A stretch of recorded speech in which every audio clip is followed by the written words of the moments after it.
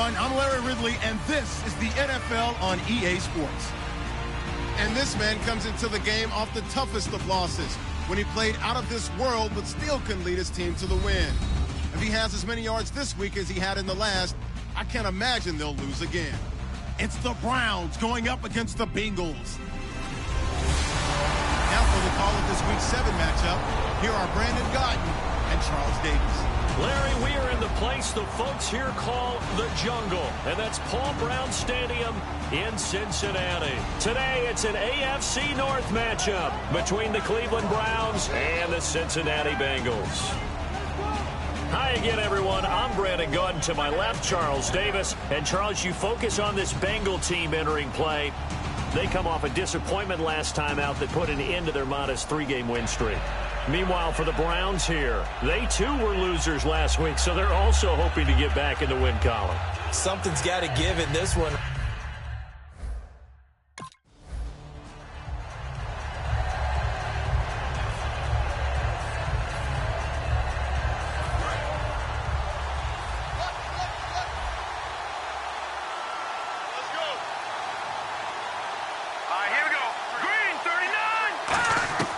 They'll try and start this drive in the air.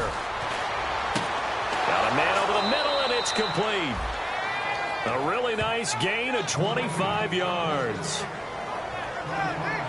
A great job pulling that one in from a guy, as we know, who can really blaze. He's got a lot of speed. And that speed can work for him so many different ways. Sometimes he just takes off and goes and just runs past people. Sometimes you get people to back off so far that you can catch everything underneath. But still, at some point in the game, you probably have to make some contested catches, right? Sometimes you have to go up and beat a defender for the football. He has that in his arsenal as well. Showed it right there. From the midfield stripe, they'll look to throw. He's got a man. It's Corey Coleman. And he's brought down. It's a pickup of 16 there, and it'll lead to a new set of downs. And when you're playing a quarterback with some experience and some moxie, you enter the danger zone when you decide to blitz him, because if he's able to diagnose as he did on that play, he can hurt you downfield. He reads defenses so well, doesn't he? He really does, and the best part about that play for him, I don't think that was his primary target. I don't think so either. I think he had the read, figured out where the blitz was coming from, and went to a secondary target for a really nice game. And he will find his man on the end route, complete. The completion good for 3, and it's second down. So a look here at the key inactives, and we got this list before the game down on the field. And they tell us the same thing every time, don't they? Next man up. No excuses. Be ready to play. That's the mantra of every organization. The key is having guys on the roster who are capable of filling in and playing at a high level. That's when you know you've drafted well, scouted free agents well, and stocked your team just the way you're supposed to. Back to throw here. Doxson with a grab over the middle. And he's brought down. 15 yards through the air and a first down.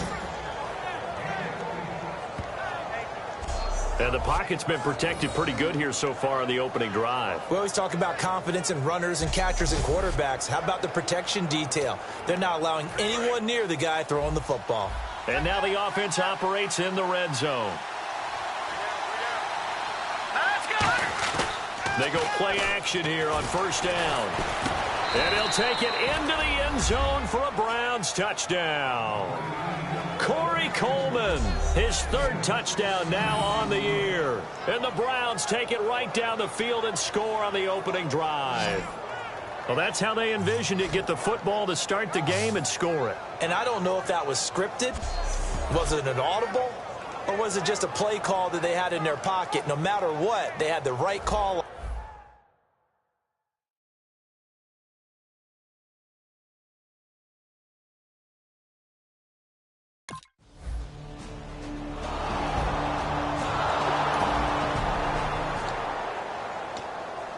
And now the Browns offense trots back onto the field. And they were able to punch it in the end zone last time. They'll be looking to do that again here for the defense.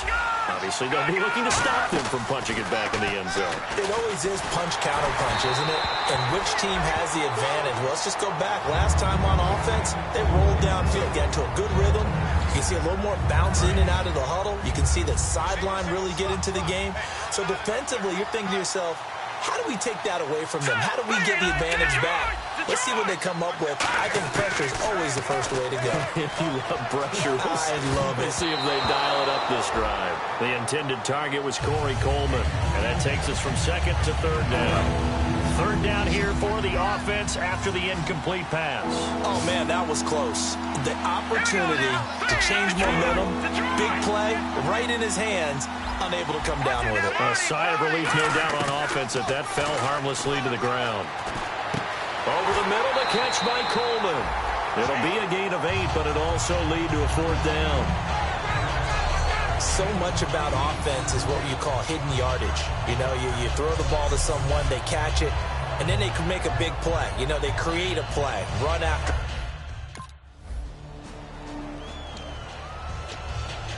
And now Cleveland geared up to take the field. And a tight game after punting last time. See if they can get something going on this drive. As they head to the field now, with the game this close, you've got to feel there's a sense of urgency for them going on offense right now. But they have to do it without letting panic creep in and affect their play. A little tough on the secondary there. In zone defensively. Quarterback had time to survey and find a spot. And if you want to change things up and put a little more pressure on him, you can go to man coverage. Everyone matches up and send more pressure. But you can also do it out of zone coverage if you're worried about what's going to happen on your back end. Send someone else, drop someone else out of the line. The old zone blitz could come into play to try and get that pressure on the quarterback. And defensively, they were in zone coverage there. Do you have to be a little careful? You're losing playing against a good quarterback like he is to not play too much zone? Yeah, you have to be careful about how much time you're giving up. I think it's a good point you just brought up. So maybe if you still want to play zone, you go to a zone blitz scheme. And you can drop anyone out of your defensive front. Defensive end, defensive tackle. It doesn't matter. You just exchange someone to bring more pressure towards the quarterback and still try and cover downfield. Surveying the field. Wide open receiver complete. 13 yards there on the pickup. And it'll give the Browns a first down. An ex-teammate used to tell me all the time, I hate experienced quarterbacks because no matter what, you really can't hide what you're doing. And I think that right there, he knew right away where the blitz was coming from, where his primary guy was going to be, and he ended up going to a secondary target for a nice game. I was just going to ask you, that wasn't the primary target. He's so good at that, isn't he? I think he knew right away that he wasn't going to get to his primary guy. I think he read that as soon as he got to the line of scrimmage, knew where the pressure was going to come from, and said, I know how to beat that. And that's what he did. Normally, he's pretty reliable. Usually catches what's thrown to him. On that play, he simply dropped it.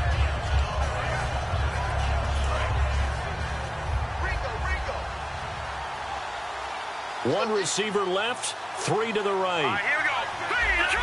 Detroit! Gun! And 2nd and 10, he'll look to throw again. Looking, and it's incomplete. It's a tried-and-true formula, and I don't think it'll change for as long as we play football. And you can put pressure on them and make it tough. That's only going to help your defense. Yeah, he sensed being hurried. He got rid of it before taking the hit, but incomplete. The Bengals with 2 extra DB. A nickel look on third. Blanketing the passing lanes.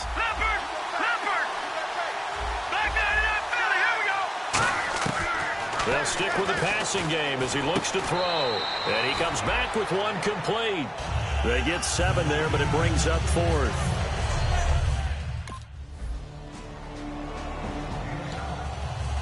And the Browns getting set to go. They got the lead. Last time had to punt it, though. What's the key to this drive? I think it's leverage.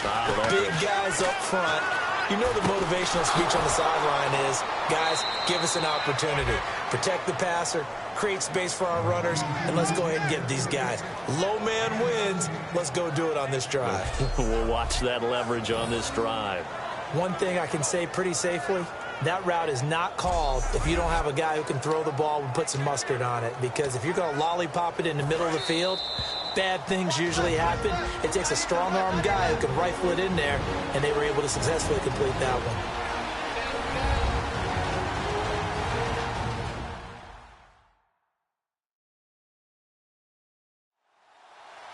A reminder that when halftime rolls around, Larry Ridley will have all the highlights and analysis of this first half of play from our studios in Orlando. And on the outside, they're playing press coverage.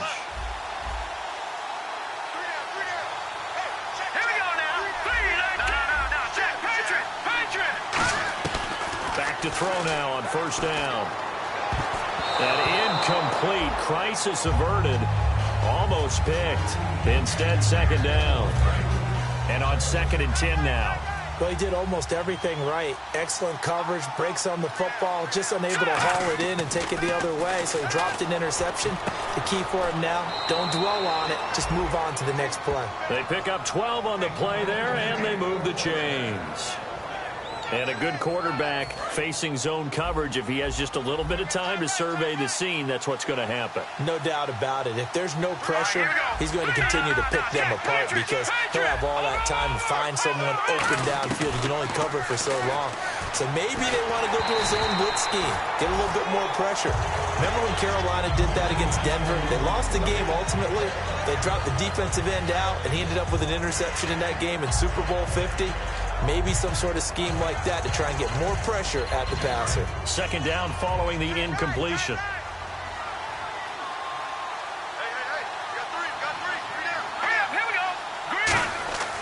Back to throw again.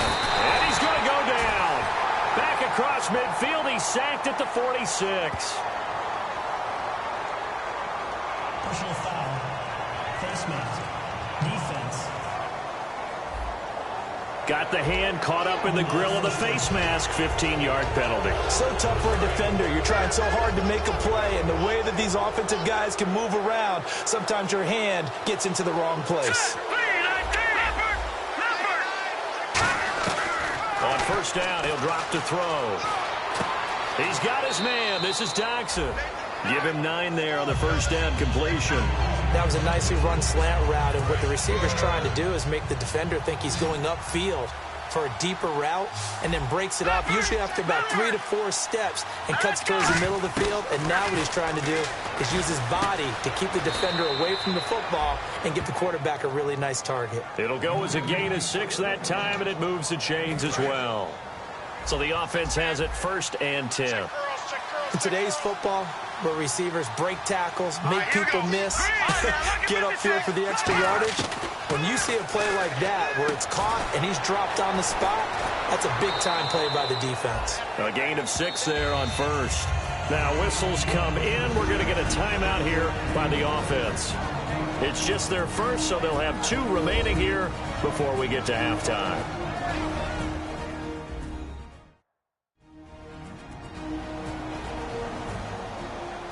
So the offense takes the timeout, and they are back out and ready to rock.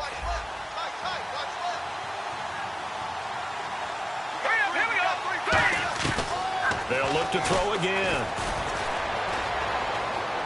His throw caught at about the 5.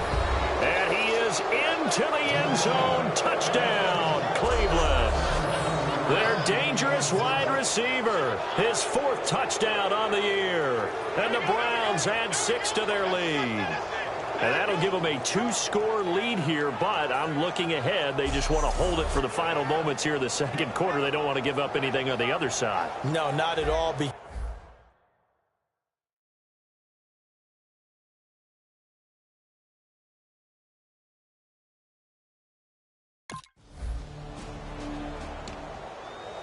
Here's the Browns now. They get set for their first possession of the third quarter. And they will simply, Charles, be looking to duplicate what they did last drive when they were able to push it in for 6. And they hope it'll be that easy, right? To be able to take exactly. And he's going to go down. He's sacked back at the 24.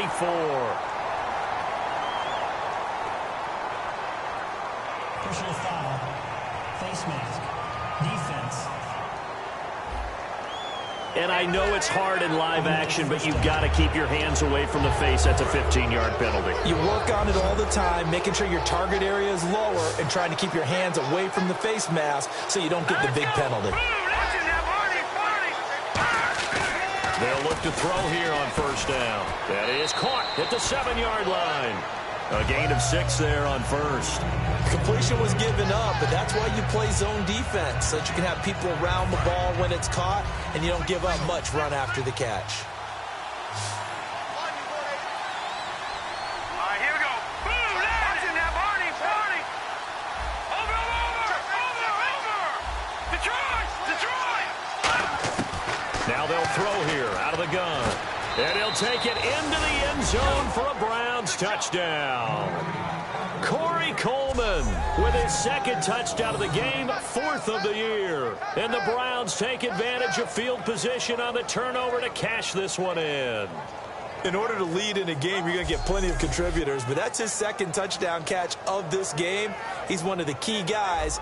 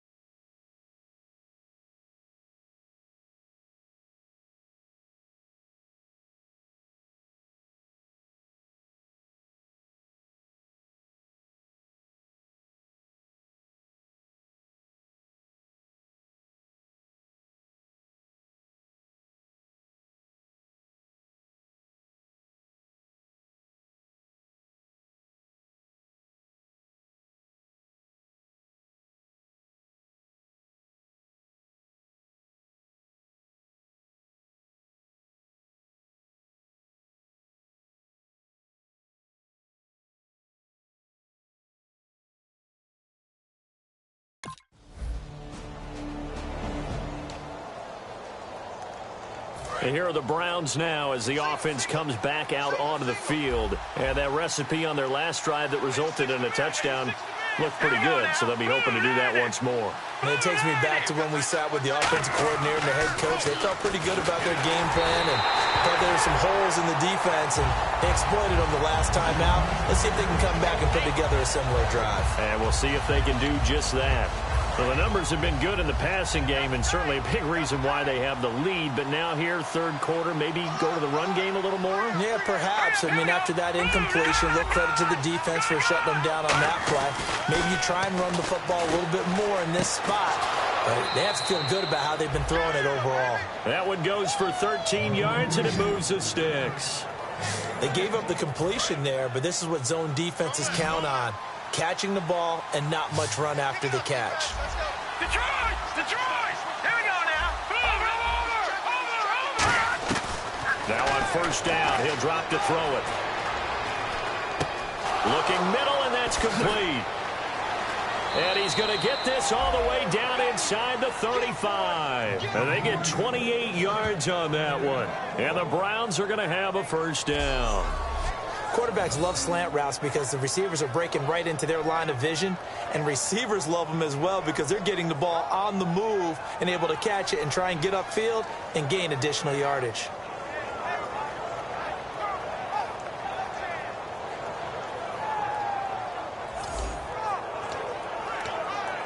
And now a first down following that long gain. They come up in an offset eye. They'll look to throw now on first down. He couldn't quite hold it. Got hit. Ball pops out. Incomplete. That was a classic example of trying to run with the ball without securing the catch. He was thinking about those rack yards instead of making the catch first and then taking off. One receiver left, 3 to the right. All right, now look at 56. And 2nd and 10, he'll look to throw again. Doxson with a grab over the middle. And he gets this one all the way down inside the 15, just shy of the 10. Cool under pressure right there, escaping the pocket and finding what I think was not his primary target. And some of these guys are just so comfortable getting outside of the pocket that they'll do it on purpose. It doesn't even need to be a breakdown. They move, and they know it affects the defense because a lot of times you get lost in coverage in the secondary, and I think you're exactly right. Wasn't his primary target. Found a secondary guy who sprang open, probably because of his movement out of the pocket. Simple slant route, and part of a really nice hard throw by the quarterback. Nice timing between the quarterback and the receiver. They were perfectly in sync, and he put it right on him on the inside route. And here comes play number 6 on this drive. So both teams trade touchdowns, and the third as we're through 3 quarters of play. But we'll return with more after this. You're watching the NFL on EA Sports.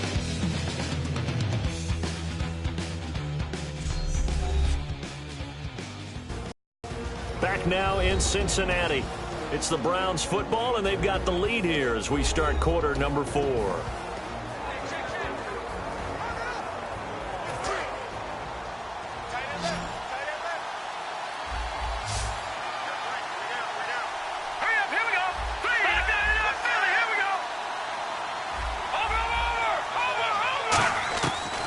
Again, he'll drop to throw. Forced out to his left. Offensively, they liked their situation, so they tried to take a shot downfield, but no one was open. So it was tuck it in run time, and he picks up a first down.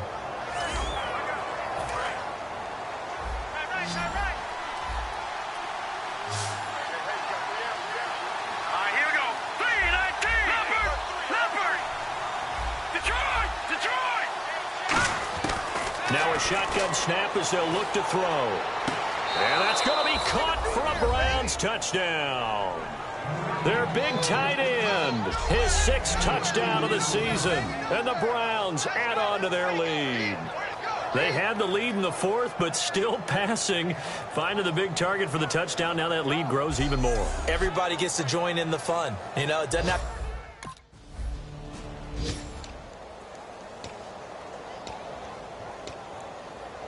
And now Cleveland geared up to take the field. And they'll just simply be looking to build off the confidence of the last time out where they scored a touchdown. And confidence is powerful, isn't it? When you've scored once, you feel like you can go back out there and get it done again.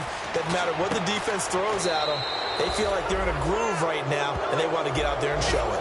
Yeah, hoping to stay in that groove here this go-around. Remember how much we enjoyed watching him last week? It's the same thing this week. Look at those numbers.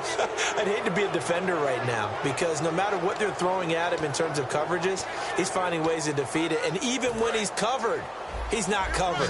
Hey, what is he doing? He's what's that term they use? He's uncovering and making big catches. Really fun to watch. On first down, he'll drop to throw. And a quick throw here that's complete. And brought down, but not before reaching the 45-yard line. Give him 10 yards on that one, and that'll earn him a fresh set of downs. Well, it's obvious to me that the big guy is beyond locked in. We saw last week a scintillating performance. We're seeing it again. I think he and his coordinator are in lockstep right now. Sometimes a tip of the cap to the guys calling the plays here, yeah? Not just calling the plays, setting the game plan, sitting with him during the week, watching tape as they formulate it. You know, the best ones, they listen to their guy and say, okay, what do you like this week? You like this play? You don't like that play? And that helps them formulate what they're going to do.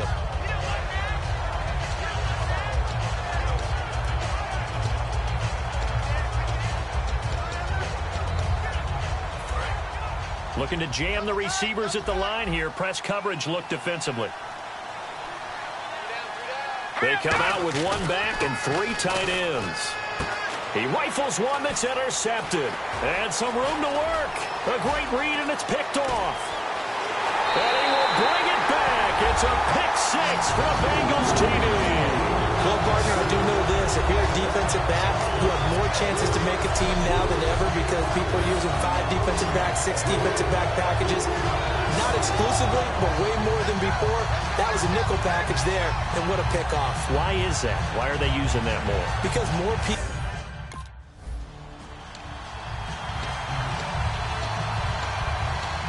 Now the Browns offense, they get ready to head back onto the field. And last time, decent field position through the pick 6. Obviously costly.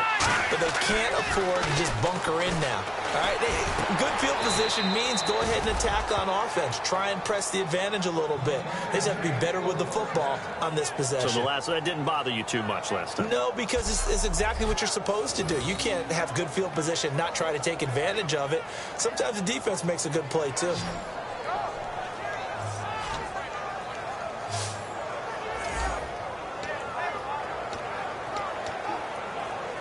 So here we go, 1st and 10 now.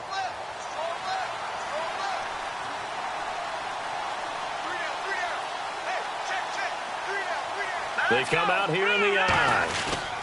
A 1st down carry here for Johnson. And he'll at least get him inside the red zone here, down to about the 19. Give him 3 on 1st down. It'll set up a 2nd and 7. And in this situation with the lead 4th quarter, they're liking keeping the ball on the ground, I'm sure. That's just smart football, but you know the defense has to know it as well. They've got to stop them here. So now we're going to see that loading the box in a big way. 6, 7, 8, 9, whatever it's going to take, puts a little bit more pressure on your big offensive line. That is caught at the 7-yard line. And eventually brought down, but it's near the 5 at the 6. So the defense had a chance to catch their breath, and now they're back out and ready. Looks like the defense in press coverage here.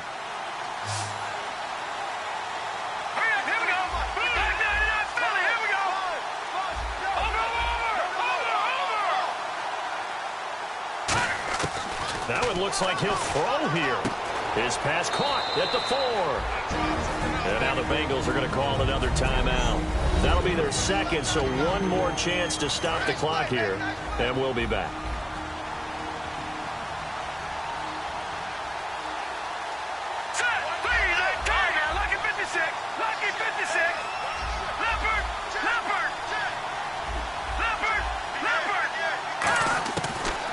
Gun. They'll look to throw. That's caught at the 1. Now hang on here. Timeout called by the defense. That'll be their 3rd and final stoppage here as we step aside. Let's go. Green. No. Check. Patriot. Detroit. Gun. They'll look to throw for it on foot. And he is into the end zone. Touchdown, Cleveland. Their big tight end with his 2nd touchdown of the game, number 7 on the year. And the Browns add 6 to their lead. Well, it was 3rd and 1. I was expecting run, so much for that. They pass it.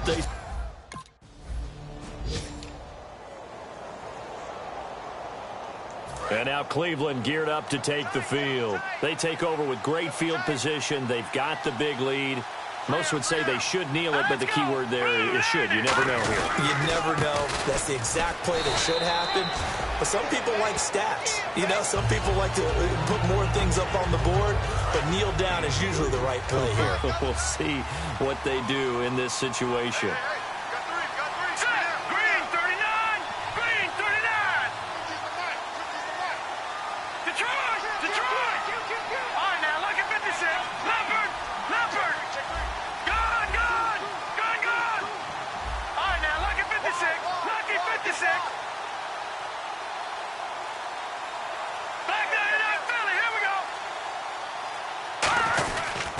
On 2nd down, Johnson. Spinning away. They give him 14 yards that time and a fresh set of downs. Well, I'd say that run's pretty emblematic of what we've seen all day long. No matter what they've done on offense, this offensive line has controlled the line of scrimmage, giving them time to throw it, run it, do whatever they wanted. That's why there are points up on the board. And right now, the psyche of the offense, we're in control, and we can do whatever we feel like doing out here on the field. That's a good play by the guys on the defensive side of the ball. Held them to a gain of 2. And that changes the playbook a little bit now for the guy calling plays. 2nd and 8. Now he's got to probably think about going to the air instead of maybe staying with the ground game. Here's Johnson. And able to push his way forward here for a good little gain. Now hold everything here. We're going to get a timeout by the offense. It's just their 1st. They've got 2 more to use here in the final stages.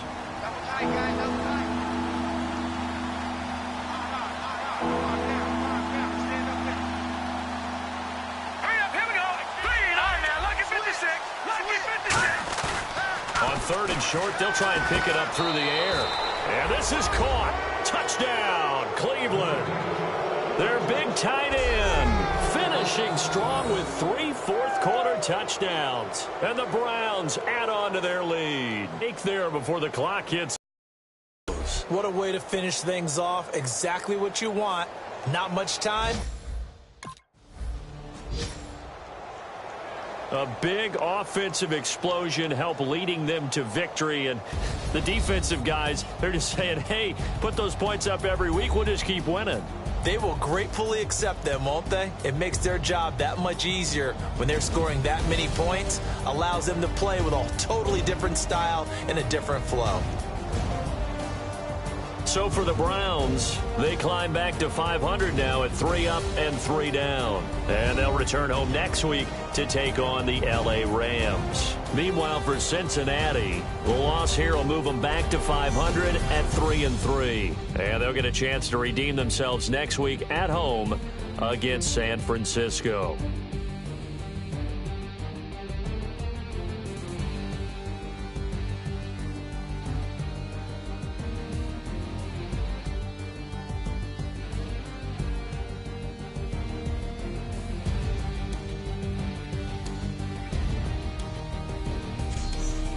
So that'll do it for us. For Charles Davis and all our crew, I'm Brandon Gaudin. You've been watching the NFL on EA Sports.